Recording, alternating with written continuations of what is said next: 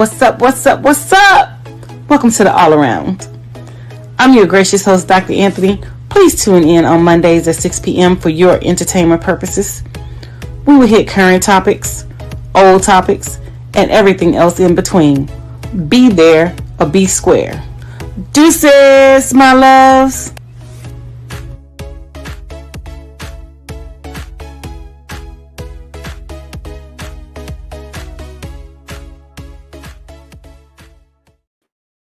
Hi, welcome to another great episode of the AwlAround. I am your gracious host, Dr. Anthony, and we have an amazing show lined up for you tonight.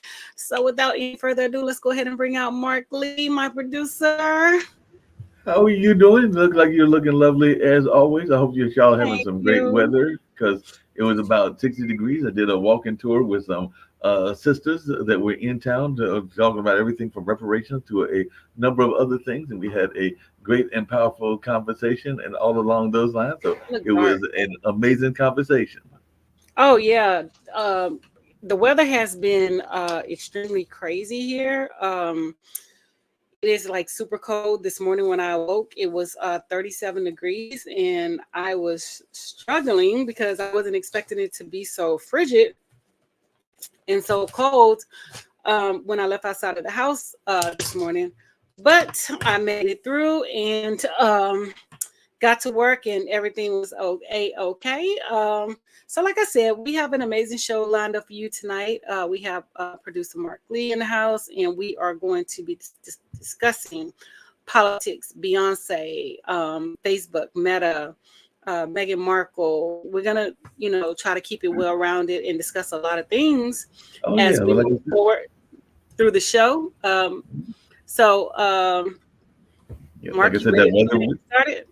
Yep, that's to get ready to start about all these different topics. Like I said, the weather has been lovely here, even though the rain did not help a relative of mine because he comes down because he's very active in the powwow culture. So he came down for the Saturday powwow, but Sunday it got rained out, so he did not get to go to it on Sunday because the rain interfered with that particular event. But he still enjoys that part of his ancestry and all along those lines. So he actually came in and stayed with mom. So he actually visited with mom and was scratching at her house, and she had to wake up at 2 a.m. to let him into the house because he was out to get his party on and all along those lines. So definitely we were sitting there going like, wait a minute, you waking mom up at 2 a.m. in the morning because you got to get your party on?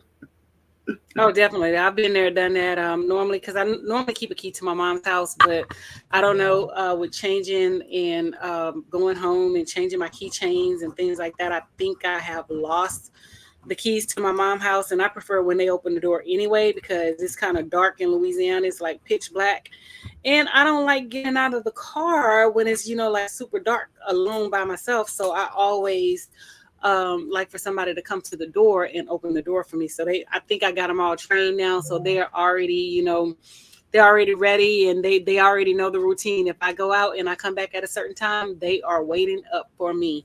So that is definitely a plus. But I understand that, having mom get up, and, my mom, she does it. She doesn't mind.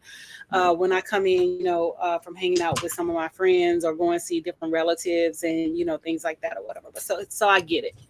All right. So, how was your weekend? You It sound was like it good. was Like I pretty said, good. it was busy. Like I said, I had that talk today, but on the weekend, we actually had a group of folks that were here. The Black Hebrew Israelites do their Mhm. Passover in April. So they did it, and I believe the gentleman told me in Snow Hill, which is a town here in North Carolina. But the closing activity was actually here at the center. So I think they had about 150 people up in this joint yesterday. I left and turned it over to my coworker and my boss and all in that space, and he closed them out. But they were having a talk and sharing some of their thoughts around religion and us being some of the original Jews and all in that space because that's what they're all about. And Mhm. some of them used to be in Florida and in New York, so they had them from all over. I think they even had some coming in from London and Barbados. And then on uh, Friday, we have an event here. A lot of people have them called Third Friday, and we celebrate a lot of different artists. And the current exhibit is about the Divine Nine, so it is all Mhm. dedicated to those nine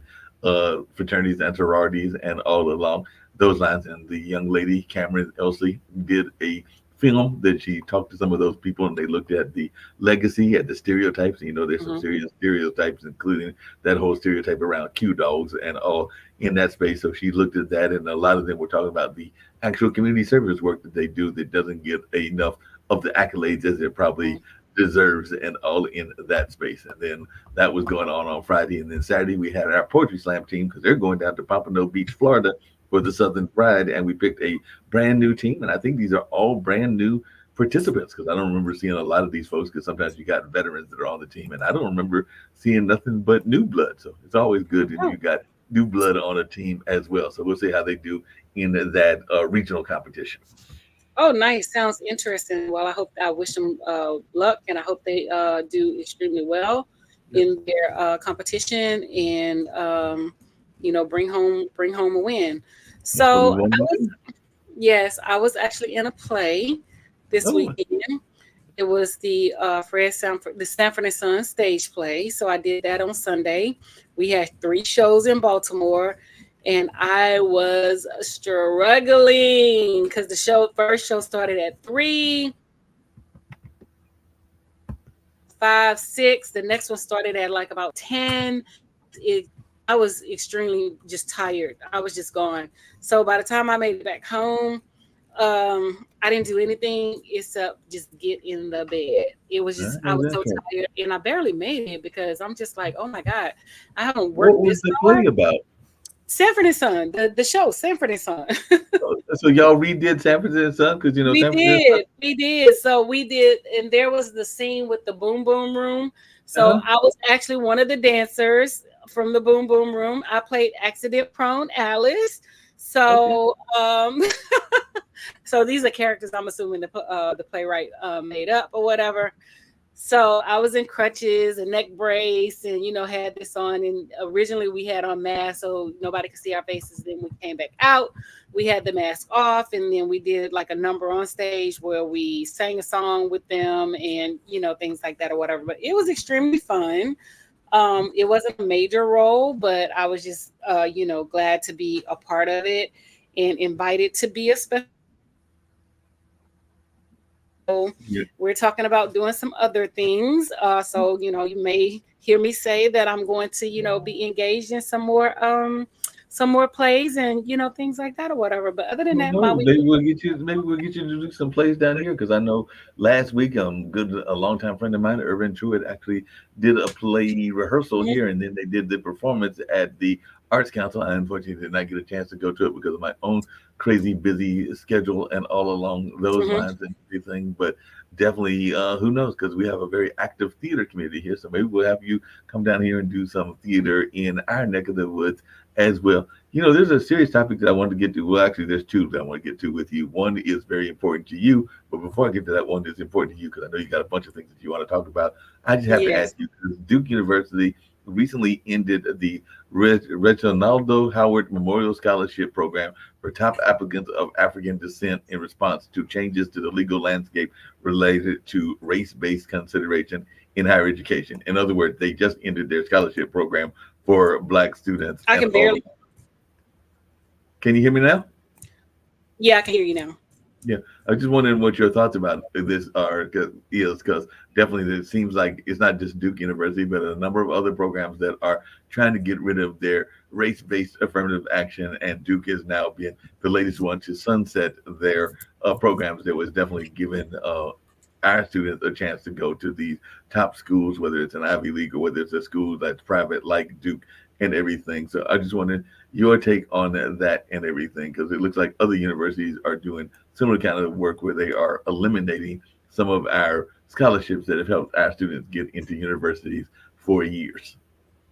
Well, I mean, my take on that is, they're doing what they want to do in terms of, diversity, inclusion, and education and things like that or whatever. The target was to target Black females because we're the top leading group in terms of entrepreneurship, education, and other things or what surrounding education and things like that or whatever. Because when they brought the case to the Supreme Court and things like that or whatever, the original one of the original cases was targeting Black females. So, Mhm.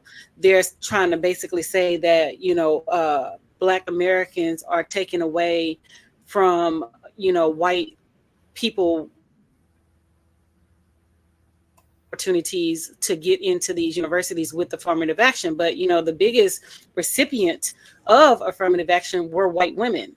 And they were Mhm. the ones that benefited the most from, these policies and things like that or whatever. So, when it comes to them removing programs that benefit people of color and Africans, black Americans and things like that, I am not surprised, because we have totally turned the hands of time when it has come to like diversity and inclusion and things like that or whatever. They don't think that they're racist, but they're definitely racist. I mean, we could take Beyonce for example, with country music. Oh, she needs to stay in her lane. Why does she need to stay in her lane? Country music is her lane. Country music was started by Black people, and y'all hijacked it, and y'all took it over or whatever. So anything that comes from a PWI, and if you don't know what a PWI is, people out there in digital world TV land, a PWI is a predominantly white institute. Nothing surprises me and things like that or whatever. And that's why we have HBCUs, which is historically Black colleges and universities, so that our people can go to those colleges. But some are seeking the PWI accolades and things me when it comes to those people, because they their power to like hurt us and keep us down, and move us back to the back. And when Trump became president, a lot of this stuff came to fruition, and a lot of racists came out of the woodwork, with their racism and their racist antics and policies, and things like that. We've already known that it has always been racist, and it's gonna always be racist. And a lot of people, they get angry with me when I say all white people are racist, and they're like, I didn't say this. Jane Elliott, who has conducted research, she's a white woman, and she said this. She said that all white people are racist. So if I'm lying, I'm lying behind her. So I mean, no matter how good you think you are of a person, when you get angry, your true colors come out. Your true colors shows when you're upset and things like that. Because I've been in different forums, different platforms with white people and things like that, and this is a response that they say, oh, I have done so much for your people, and I have done this. No, you personally have not done anything. You're just in a position where that position requires you to do what you're supposed to do, to adhere to what the guidelines are within in those programs. You personally have not done anything. You work for a company or you work for a nonprofit where those are the parameters around the position that you hold. So a lot of them oftentimes get confused with the job and their personal notions and things like that. I remember I watched ladies was doing a TikTok, and she's a therapist, and she was like, there was a white woman who was married to a Black guy, and she basically made some race. I help your people all the time, and I do this and I do that. No, you're personally not doing this. Your job is to do what you're supposed to do in your job. So they don't understand what their roles are as in terms of the job. So again, like I said, when it comes to like those programs and things like that, I don't play stock in it, because they want to talk in Black, and they want to cherry pick as to who can receive and who can do this and who can do that, because they're gatekeeping. They already know if they open the floodgates, we're going to take over. The same thing with Beyonce. You're trying to gatekeep country music, and we can see that you're trying to gatekeep. Oh, she needs to stay in her lane, she needs to do this. Why can't she sing country music? Y'all allow people from out of the country, from Canada, Australia, to come in here and sing country music. When did Canada become country? When did Right. Australia become country? Well, some parts of Australia is country, but when did it become country? Beyonce grew up in Louisiana. She treated that, and and people don't understand what we are dressed in cowboy boots. We have Mhm. cowboy hats. We have blue Mhm. jeans on. We have Daisy Dukes on.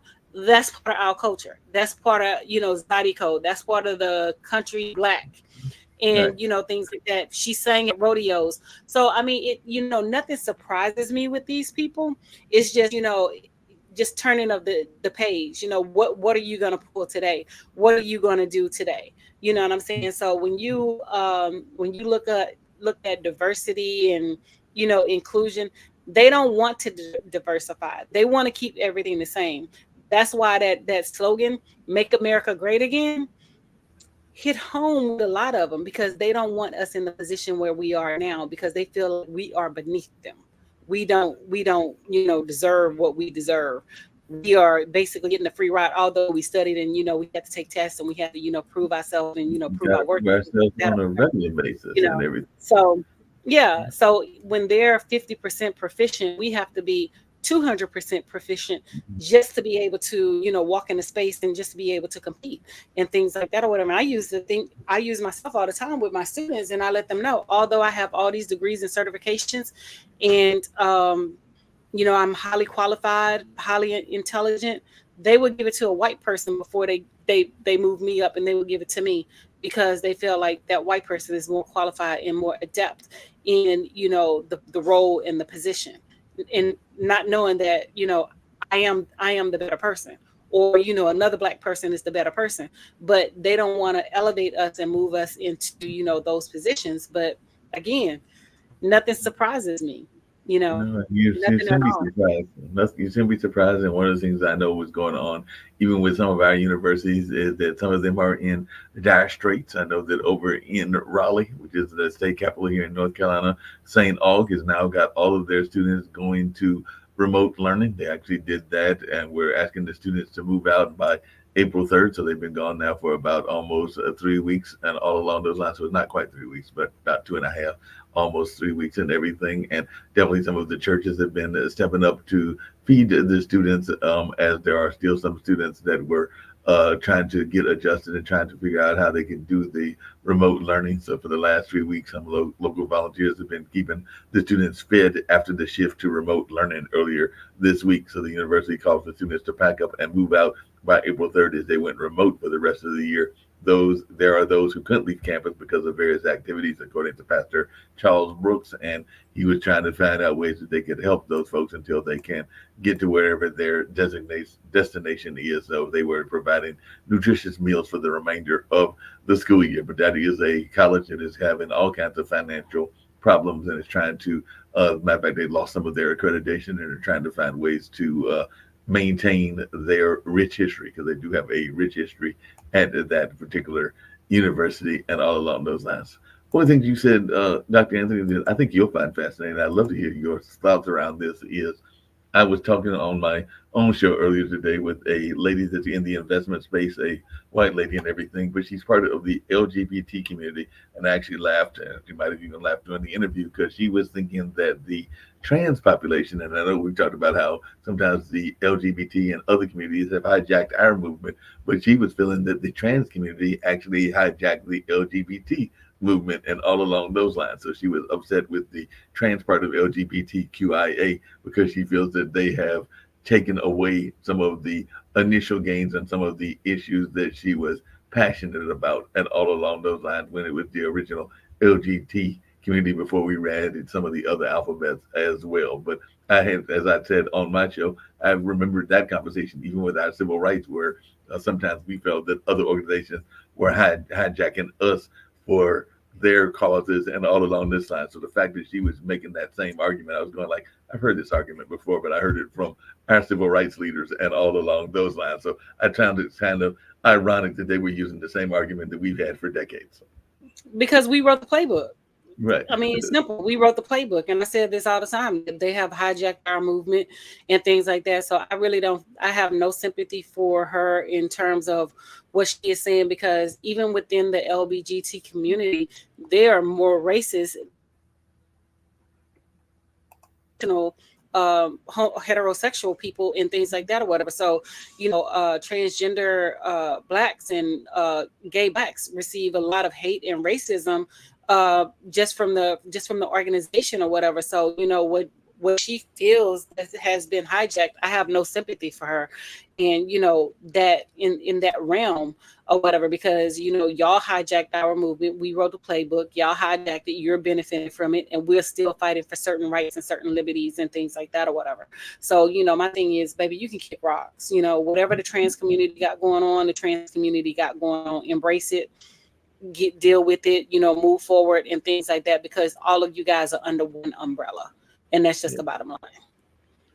Speaking of umbrella, there's a lot of people because there were some great African American basketball players in the WNBA that were not getting the compensation that they deserved and everything. And now that Caitlin Clark and Angel Reese are bringing the conversation to the forefront, they are now looking at the WNBA and thinking that there needs to be greater compensation. Of course, they're talking about the NIL deals as well. But I'm going like, weren't some of our early pioneers like Cheryl Miller and Miss Swoops and a number of others undercompensated as well? So hasn't this been an issue in the sports for a while? They act like it's a new issue because they've got the great white hope in Caitlin Clark, and there have been some other great white hopes as well. But I just wanted your take because there's been a lot of conversation, including on social media, about the fact that they are feeling that the women of the WNBA are underpaid and all in that space. Well, the women have definitely been underpaid, and we already know that, it's going to be that for some time. Maybe we have the power to change it or whatever, but, I don't think that they were bringing Angel Reese into the conversation when it comes to, the low pay. They were good with her receiving what she was receiving, but they had a problem with Caitlin Clark receiving what she was receiving, so now that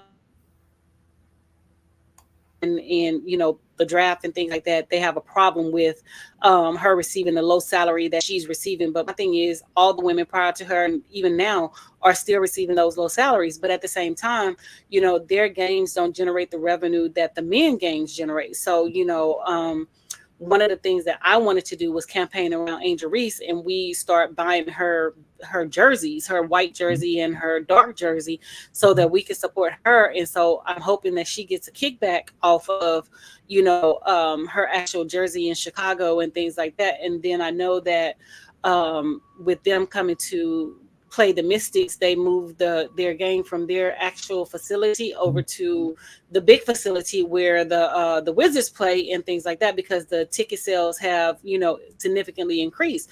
But my thing is, you're still making millions of dollars, so you have the means to pay these women what they're worth. But again, a lot of the traffic and the rhetoric surrounding the salaries wasn't brought up until this white girl came out there and they saw that she's making less than $80,000 a year, and they have a problem with it. So now they want to do something about it. But when Cheryl Miller, Cheryl Swoops, and all the rest of them were over there doing what they were doing, they didn't have a problem. They didn't have a problem when Brittany Miller was going over to Russia, trying to earn that $1 million so that she has money to take care of her family and things like that or whatever. So it wasn't an issue then. And now all of a sudden, since this little white girl that y'all deem the GOAT, the great white hope, since she went number one in the NBA, it's a problem. So they're going to look into the salary now because, like I said, their great white hope is not receiving what they thought she should receive. So guess what? Change is going to come. And like I tell people all the time, change really doesn't happen until it affects one of them. When it starts affecting one of them, then change will take place. So since it's affecting her, all the other women will benefit. And then, my thing with Caitlin is, I'm not taking anything her skill. She's a good player. She's a great shooter. But when they put in South Carolina put that defense on her and guarded her, tight, they shut her down. So as long as she's open and she's out there by herself, yes, she's gonna drop threes. And like I said, and like the other women said, you're playing against women now. You're not playing against little girls. So you have to step your game up and you have to move forward. But again, like I said, she is going to be the voice of reason when it comes to the WNBA and changing that salary scale. She's going to be, get that done.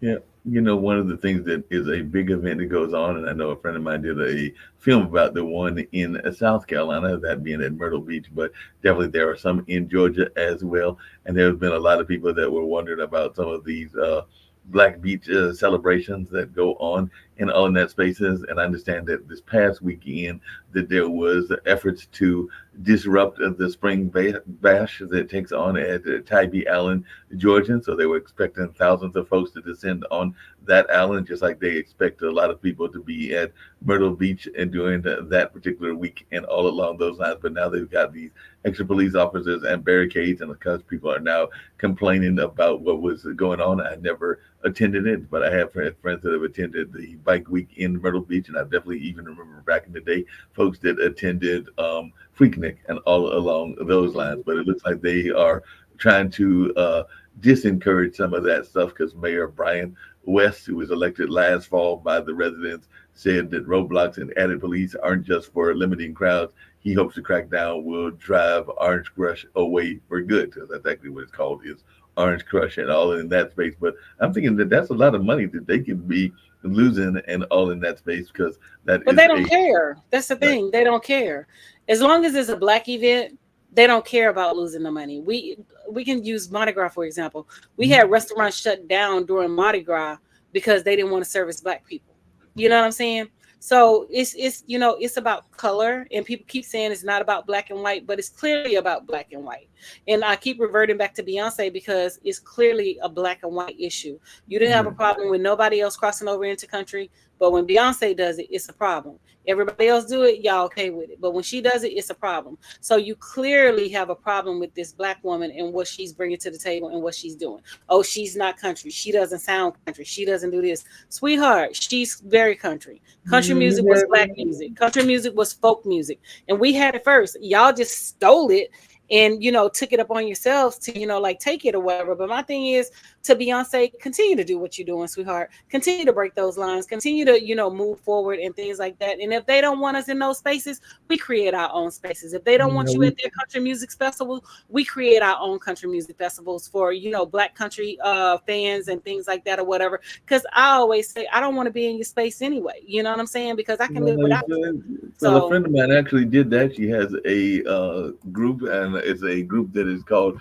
Color Me Country, and that is Reese Palmer, and she actually has the Color Me Country podcast, her and some of the other folks that are in that space and all along those lines. But definitely that is a thing that more and more people need to be doing, because she does talk about the fact of the importance of our history to country music and, like you said, folk music. And actually Beyonce's one of the singers is Rihanna Giddens, and Rihanna Giddens is from here and part of the Carolina Chocolate Drops and everything. And she's actually the one that plays the banjo on it, that particular song that you are talking about, and all in that space. And she's very much in that history space, and oftentimes talks about that on a regular basis. So yeah, we are kind of getting our groove going and getting some of our spaces talked about as well. But one of the things that one of the gentlemen said, and all along that line, is that, to your point, he says our weekends are packed with people all season, but when Orange Crush comes, they shut down the park and bring extra police and act like they have to take charge, according to Julia Pierce,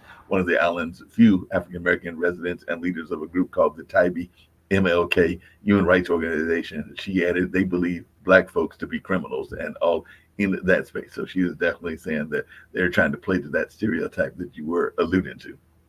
Oh no, they're not trying to play to it. They're doing it because they don't, they want our money, but they don't want us to gather. They don't want us to congregate. It's still like those Black codes, from way back in the day. 3 Black people can't, be walking together. 3 Black people can't do this, or you're considered a gang. You can't be out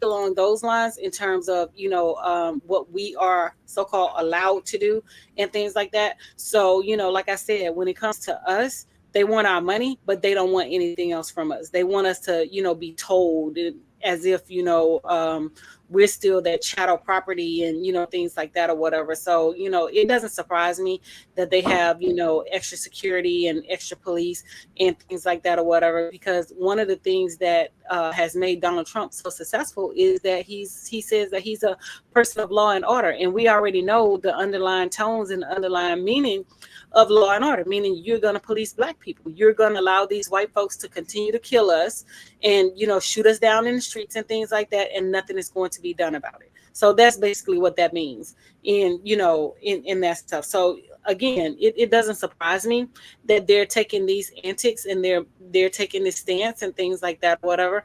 But like I said on a different podcast, y'all got the right ones, because I'm not going to sit back and take it lightly and things like that or whatever. I'm going to speak my piece. I'm going to say what I need to say, and that's just the bottom line. And with speaking my piece and saying what I need to say or whatever. Over the weekend, I was on Facebook, Mhm. and so somebody had mentioned Beyonce, and they mentioned politics, and they were like, with the politics or whatever, with the cheating and the stealing of the election, basically alluding to President Biden stealing the election, that more provisions need to be put in place. And I made the comment saying, yeah, the cheating and the Republicans are notorious for cheating, lying, stealing, and doing all those things. And so the white guy who comment that I made, he goes, yeah, but you don't have real hair, and you look like a man. So me being me, I put on Facebook, although he was trying to bully me and say that my hair is not real and I look like a man or whatever. So I put on Facebook that his mammy was a whore and he was the product of a pimp, because they ran a train on her ass and he don't even know who his damn daddy is. So they want to tell me that I was bullying him because I said what I said, but you didn't say anything to him because he called me a man and he basically talked about my hair. So my thing is, like, even with these algorithms or whatever, they're still trying to police black people and black voices. But white people can say whatever the hell they want to say and things like that or whatever. And I told him he was a secret pedophile.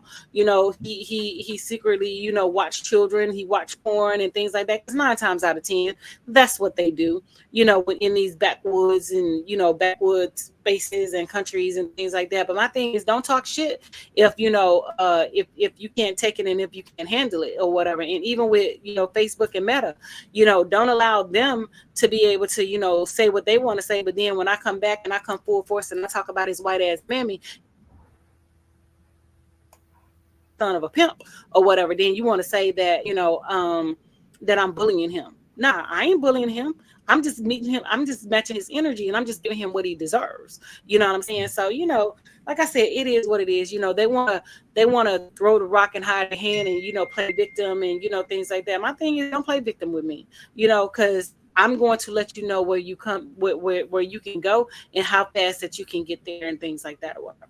You know. Yeah, and even that, even if you think about the way, and I'm going to mention somebody that just recently passed away, but I do remember back at the time of the verdict, there were a number of people that were in our community. Matter of fact, I understand there were Hmm. celebration parties in California and other places, because even back in 1994, 22% of the African American respondents in a Washington Post ABC News poll said that they thought Simpson was guilty of the charges, whereas 63% of the white population saw that. As the time went on, particularly after Simpson was found liable in the 1997 civil case brought by Brown and Goldman families, then it went to 57% of African Americans in 2015 said they thought he was guilty, and 83% of white people agreed. So it definitely said they always thought that he was more guilty, because we were definitely more forgiven of the possibility that he might But have again, done. those things can be, those posts can be skewed because it depends on who you're asking and where you're asking, where you're seeking information, because they only, excuse me, they only poll about 1,000 people. You know what I'm saying? And so they use 1,000 people to generalize the population and things like that. So it depends on what area of the country they polled, who was responding to the questionnaire. Because my thing is, I don't, I honestly don't believe that he did it. I honestly believe that he's innocent and things like that. And he was in a court of law, that he was proven innocent and guilty, innocent and not guilty. So that's what they have to go by. So as far as like the book is concerned and things like that, I'm not supporting no book. I'm not giving Ron Goldman and family a jack bit of nothing. That poor white trash can continue to be poor white trash, because I'm not supporting it and things like that. I'm not supporting nothing that they have going on, not anything. So again, like I said, I have spoken, I have said what I said. I don't think Mm. things like that. And I think that the white people played him, and they caused him to go back to jail and things like that or whatever. They purposely set him up because they wanted him to be incarcerated, after they could not incarcerate him for the murder of Nicole and Ron Goldman and things like that or whatever, which I still believe that he's innocent and things like that. No, there were some people that earlier that today came out. There's a report that he might have been involved, but maybe he hired mafia people to do it. And now there's even reports that, ironically, there's that rich family and that celebrity, but there are some people that are saying that he is actually the real dad of Khloe Kardashian, even though most people discount that rumor and everything. But that rumor has been circulating there for a while and all along those lines. But definitely, that's one that puts out there that people sometimes believe on social media, and some people don't believe it, and all along those lines. You mentioned Beyonce and those Western boots. You'll be glad to know that the Western boot sales have jumped after Beyonce dropped Cowboy Carter and all in that space. So definitely looks like people are going out to get those boots, and there are also people that are grabbing their cowboy hats because apparently there are a lot of cowboy themed listening parties that are going on, as well as that new release has been coming out, and people are definitely getting in that space and all along those lines. There was another But the thing scary. about it is, we've always worn cowboy boots. I have my cowboy boots downstairs and things like that. And we used to wear boots that they call ropers, back in the day. And some people still wear those,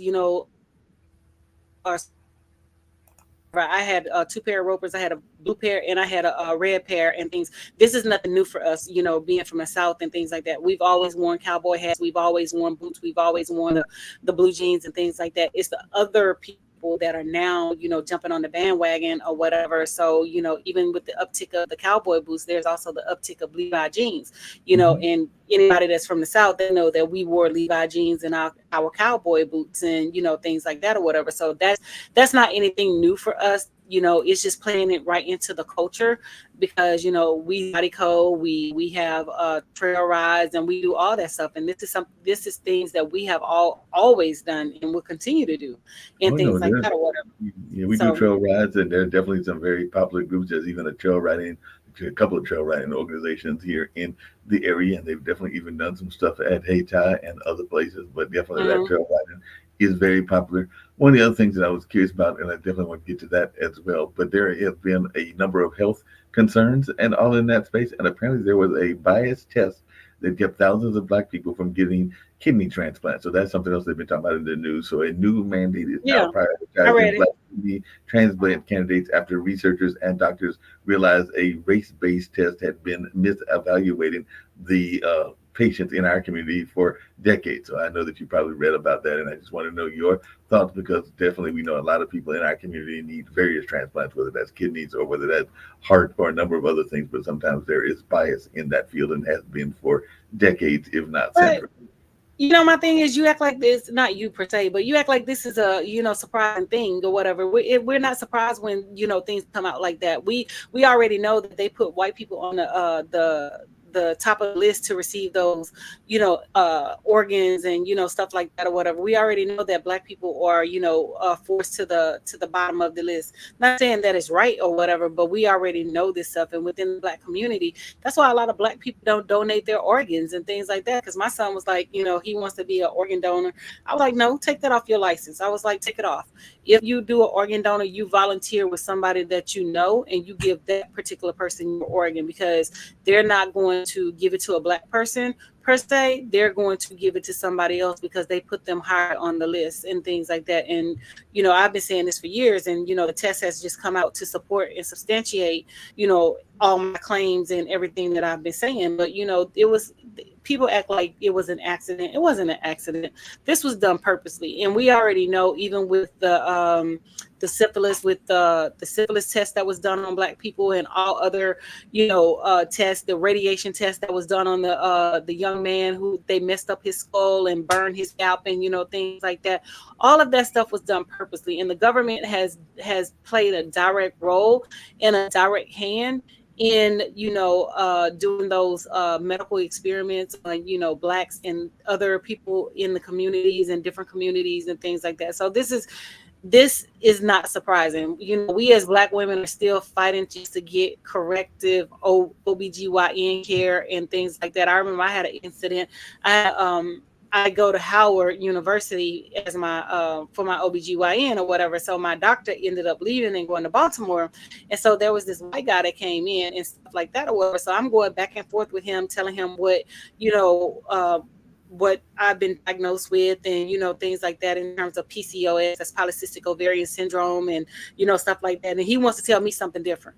So we're indifferent, but you're not about to tell me about my body and what I'm going through and what I already know to be accurate and a fact or whatever. So I had to switch to a black doctor.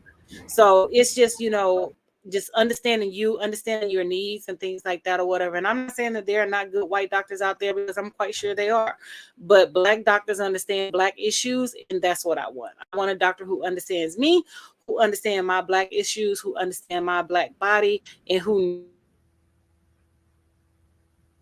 explaining and what I'm, talking about and things like that. I want somebody who's going to be my ride or die when it comes to me going to that, to that facility and, doing what I have to, get done.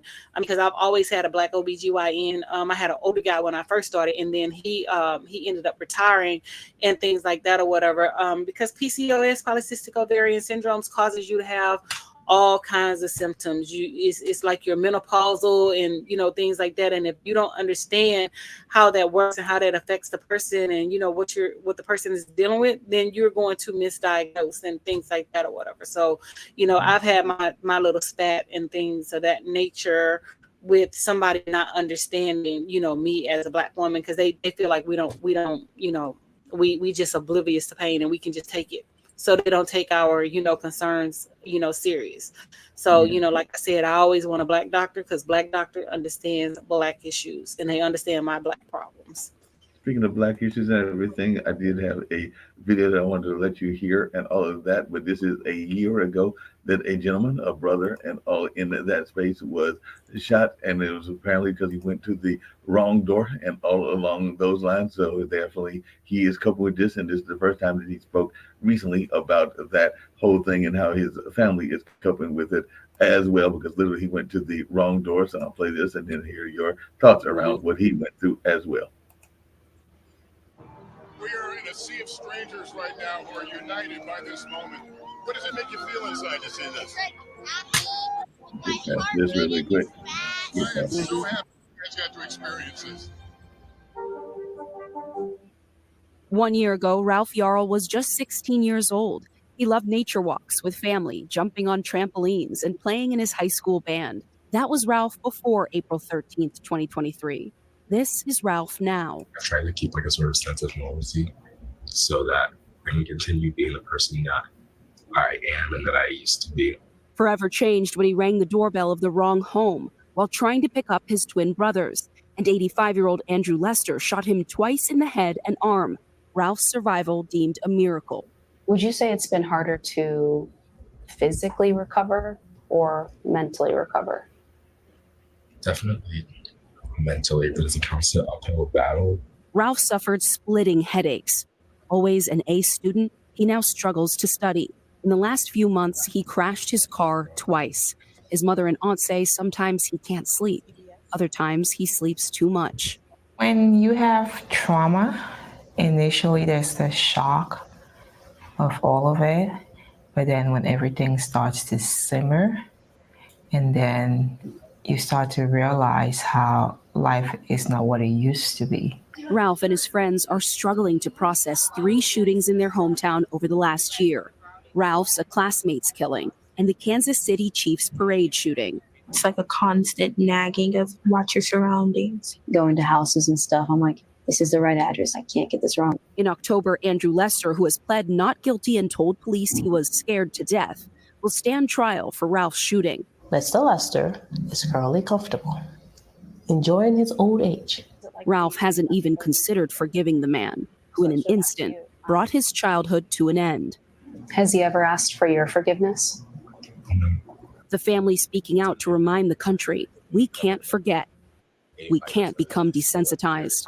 We are tired of people saying that you're in my thoughts and prayers. We need to get out of your thoughts and your prayers and get into your actions. If not for their sake, they say, for the next child harmed by gun violence in America. Antonia Hilton, NBC News, Kansas City. Just really quickly before you answer to that and everything, my dad actually did a art exhibit that was nameless there. That is called Thoughts and Prayers because my dad, who is a local artist, believes that too often we give thoughts and prayers and don't have action behind the thoughts and prayers. So not knocking the religious need for thoughts and prayers, but sometimes they need actions behind the actions as well. So he actually did some people would call it a rebel piece because he put it up in places that weren't always given permission to, and all No, in of course. No, of course. I mean, that it was a sad situation, but when we walk out of our front doors or whatever, we have to look over our shoulders. We don't get the same luxuries and the liberties as, white people and white children, white women and things like that, whatever. We're gunned down for the simplest things, for raising our hand, for holding a cell phone, for sitting in our car, for driving down the street in a traffic stop or whatever. These are things that they will never have to experience and never have to, endure and go through and things like that. And for him to say that he was scared to death because somebody knocked on his door, that was a damn lie. You wanted to shoot that boy because you saw that that was a black boy and you saw that that was a black person at the door, and you thought that you were going to get away with it and things like that. I mean, I've had conversations with colleagues and friends and things like that, and telling them that all these white officers are out there, they want to kill black people, and that's the bottom line. That's their agenda. And they was like, no, you're wrong, you're wrong. No, I'm not wrong. If you look at the record and the history, there's a pattern of behavior. All of them want to shoot a black person. All of them want to kill somebody. Let's take Amber Geiger, for example, when she went to Botham Jean's door and she shot that man in cold blood, talking about she was at the wrong, she thought she was going to her apartment. It ain't no way that you thought that you were going to your apartment. You know where your apartment is. You know where you live and things like that or whatever. So you wanted to shoot him. You wanted to, kill this person and things like that or whatever. And, I fought the family for not receiving, although she went to jail, you over there talking about you forgive this woman. Forgive her for what? She ain't gonna forgive your black ass if the tables were turned. No, not at all. No, not gonna That's forgive why you. your family, and that's right, and that's why your family has gone uncompensated, because you're like, she shouldn't have gone to jail. She shouldn't. No, she killed your son. She killed your brother in cold blood. Yes, her ass needs to rot in jail. She needs to stay there and things like that. And so, if the law was upholding the law and holding them accountable, it would deter a lot of shooting black people, unarmed black women and things like that, with Sandra Bland being shot or and hanged or whatever, how she died in the jail cell and things like that. So no, they all want to kill a black person, and that's just within their nature, and that's just what's happening, because they know that society is going to support them. Because when you look at the shootings historically, what has happened? Y'all Yeah. white folks have rallied behind them. Y'all donated money. Y'all supported them. Y'all have done all this thing.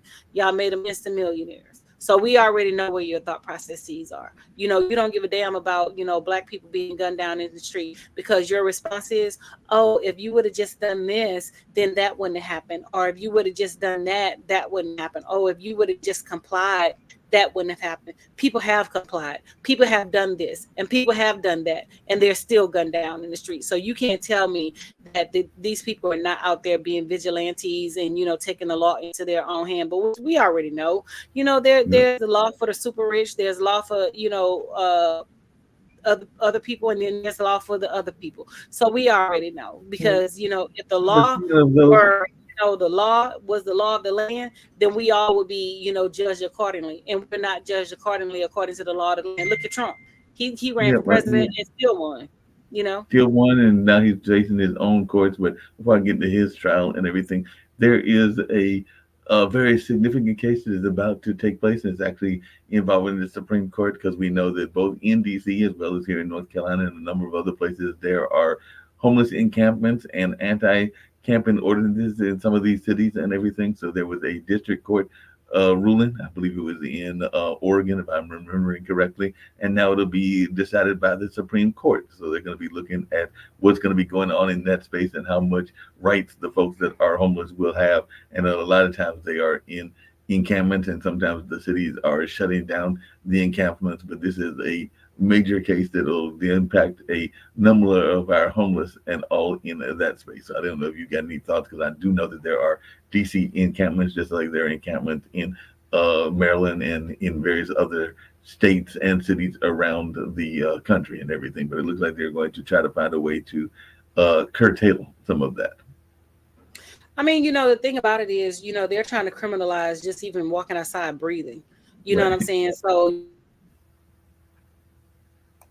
they have to keep this prison population going. So, they criminalize camping. That's your new prison population, and people got to be wary, and they got to understand that the prison system is a business. It's a multi-billion-dollar business, and so they need new bodies, they need fresh bodies, they need all of these people to support these prisons. And when the prisons are empty, these people don't make no money. So they want to criminalize just about the darndest thing, so that people can be incarcerated and go to jail for extended periods of time, and live their life out in prison to make up that deficit of people that's actually not there, and innocent people. You have innocent people who spent 10, 20 years in behind bars, because for what? You know what I'm saying? But people got to be smart, and they got to understand the whole play that's being played at this point. You know what I'm saying? They are trying to fill those beds. The prison doesn't make money until those beds are filled. So I just feel like the homeless people for the prison system, and new target for different cities, and things like that. Because my thing is, what are these people doing? They're sleeping outside. What are they doing? Who are they bothering? You have a problem with the people sleeping outside, but you don't have a problem with your folks going camping and sleeping in the woods and things like that or whatever. But that's okay when you do it, but it's a problem when they do it. You know what I'm saying? So I mean, it's just some heartless people out there and things like that or whatever. My thing is, if these people are not bothering anybody, they're not bothering you, why are you messing with them? But like I said, it's about supplying. It's about supply and demand. They need the supply of prisoners because there is a demand for them to make the prison to make money and things like that or whatever. So Well, speaking of that supply and demand, we talked about it earlier, and I said we'd get to that. I definitely want to get to a very important accolade for you as well and everything before in the next 9 minutes. But before we get to that, there's a trial that is going on there in New York. They've picked a jury, and apparently they've made their opening arguments and all along this line. So I understand that the gentleman who is being tried, that being the former president and everything, has been farting up a storm. So apparently he doesn't know how to handle his gas and all along those lines. But I was just wondering your take on this trial about this gentleman that has definitely not done a lot for the African American community, even though to hear him speak about it, and even some of his disciples, he's done a lot for the HBCUs and a number of others, even though we know that is not actually the case. But there is very strong rumors going on that he's going to pick Tim Scott to be his vice president. So I just wanted your take on Mr. Trump and his appeal to the African American community. There is no appeal to the African American community. You have the handful of African Americans, blacks or whatever, who wants to be in the likes of Trump and things like that or whatever. They want to be accepted, but they have to understand the difference between being accepted and tolerated. And Trump would never accept them, never want them in his space and things like that or whatever. So it's for me with them, you running around here talking about Trump did this, Trump did that. Trump didn't do anything. He had nepotism. He padded his pockets. He sold American secrets. He sold weaponry to people that shouldn't have had weaponry and things like that. And he made sidebar deals, which is clear that Jared Kushner did all these things. They sold the access to the White House, and these white folks don't have a problem with it. But when it comes back to haunt him, then it's going to be too late. You know what I'm saying? Because people don't really care about things until they start affecting themselves. And as far as his body odor is concerned or whatever, my thing is, y'all letting them walk around like that. You know what I'm saying? So deal with it. It is what it is. We take baths, but y'all white folks say that y'all don't need baths, and this is enough. So I don't know if you take a bath or not. Then he has, he's farting in the courtroom that they said, and he's extremely smelly. He doesn't eat right. He eats junk food all the time, cheeseburgers, fried chicken, things that are not healthy. So quite naturally his gas is going to be just as foul as he is, because that's what he's ingesting into his body. He's not putting no green. So it is what it is. But Tim Scott, You know, he can do whatever the hell he want to do with Tim Scott. We're not supporting Tim Scott. You know, we're not supporting Trump. Tim Scott is a shuck and jive, step and fetch, or whatever kind of, kind of black man, and things like that or whatever. And he wants to say that America is not racist. Tim, I've talked about you, on multiple shows and things like that. You're not even worthy of the conversation because No. you would sell your soul, and what you have done, sold your soul just to be trying to be accepted and be tolerated into these white folks and stuff like that. And when they Well, get behind your apparently, ass in closed doors, they laughing at you, calling you all kind of niggas and all in this, but oh yeah. you are too dumb to damn see or whatever what the playing field is. But my thing is, whatever happens to you, whatever makes your boat float, that's what makes your boat float. But again, we are not supporting Trump. There's no way. But there are people out there talking about we were better under Trump. We weren't better under Trump. Trump raised our taxes, and the tax liens that we have now, they won't expire until 2025 and things like that. The people had less money when it came to their earned income tax credit. Trump, gave major tax breaks to the rich, and he's already talking about what tax breaks he's going to give to the rich so that everybody else can pay. And the little people don't understand is when he gives those major tax breaks to the rich, somebody has to pay those taxes, and it's them that are paying the taxes. When he gave out that first stimulus check, it wasn't a stimulus check, it was a loan, because when they got their taxes, they snatched the money right back. When President Biden came into office, he gave out the stimulus checks, and the people were allowed to keep the stimulus checks. That was Democrats doing. That was not Republicans. And a lot of people are, they have this misconception about, what Democrats had done and what Republicans had done. Republicans didn't do anything. Republicans basically, put you in a position where you were not benefiting. And the only people that were benefiting were the millionaires, billionaires, and, things like that, trillionaires. Those are the only people that were benefiting from those tax breaks and things. Nobody else was benefiting. So, my thing is, when I hear black people talking about, oh, they're voting for Trump. Trump don't even like black people. He tolerated black people. He has been, charges have been brought against him since the 1970s when he didn't want black people staying in his building, but y'all still want to shuck and jive and step and fetch, talking about you as Trump supporter and things like that, whatever. Even like with Chrisette Michelle, when we told her ass not to sing at that inauguration. Oh, well, I thought I was bringing the country together. Baby, how are you bringing the country together? The white folks don't even know who you are. Then she got on TV talking about she never met Trump. And did you honestly think that you were going to meet Trump? We told you not to go and sing at that inauguration, but you took it upon yourself and you took the little $250,000 and you went and sang your ass and you stepped and fetched and you shuck and jive. So we hope the little $250,000 was worth it, because I still don't listen to her music. I still don't support her. I still don't do any of that stuff, because once again, everybody contacted her. Jermaine Dupri, other artists contacted her and told her not to take her ass to that damn White House and not to sing. Yep, they definitely told her to do that and all along those lines. And now we gave all this money to the fine folks in Ukraine, Israel, and the Indonesian area and all in that space. That's money that could be used for the homeless and a number of other causes, because we got our own issues that need to be fixed with some of this money. But we found some where the money that's existing within this deficit to go spend it on those countries. And I'm not saying that those countries don't need independence from those tyrants and everything, but we didn't need to send them this $1 billion of equipment. And there are some people that are like, but this will make great money in terms of manufacturing and all along those lines. But I know that but my thing is, like, don't send my black dollars over there, because these people are racist towards us. When they come here, they take upon that same role as the white folks and things like that or whatever, so don't send my black dollars over there. And I tell people all the time, I don't want my black tax dollars going nowhere that I'm not welcome. Even with Ukraine, when they were over there discriminating against the Africans and things like that, do not send my black dollars over there. Send the white folks money, don't send mine,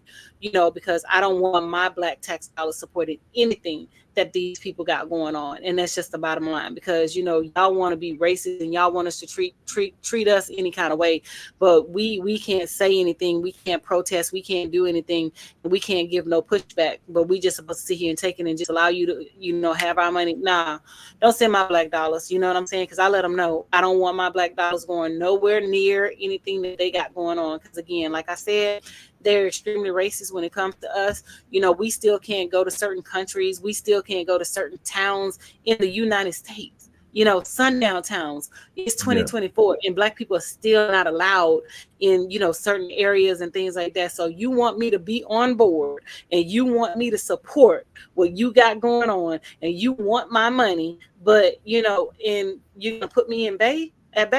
Nah, y'all can keep it moving. You know what No, I'm hey, saying? that, Keep it moving.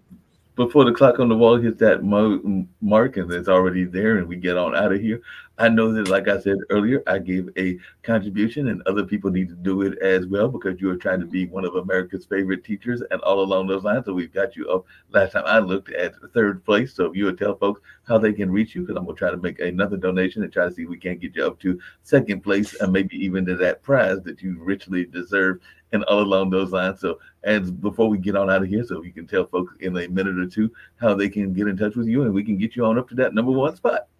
So everybody can vote. You can vote daily. You can also make donations, but there is one free vote per day. So I would like for you guys to vote daily. You can go to my Facebook page. You can also, I'm quite sure you can go to Mark's Facebook page and click the link there to, you know, submit your vote. I can't vote for myself because they won't let me do it. But, you know, you guys out there in, you know, digital world, TV world, if you feel kind enough to, you know, make a donation on my behalf and, you know, or you just want to do the free vote, I will greatly appreciate it because we're trying to get to that number one spot.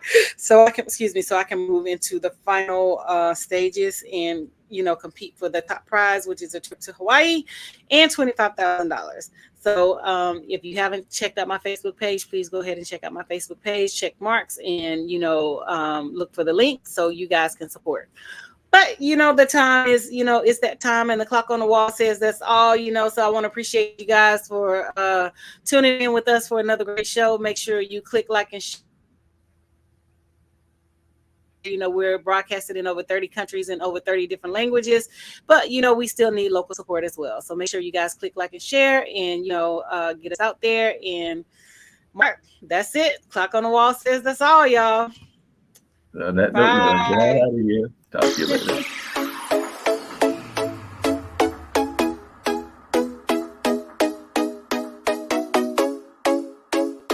What's up? What's up? What's up? Welcome to the All Around. I'm your gracious host, Dr. Anthony. Please tune in on Mondays at 6 p.m. for your entertainment purposes. We will hit current topics, old topics, and everything else in between. Be there or be square. Deuces, my loves.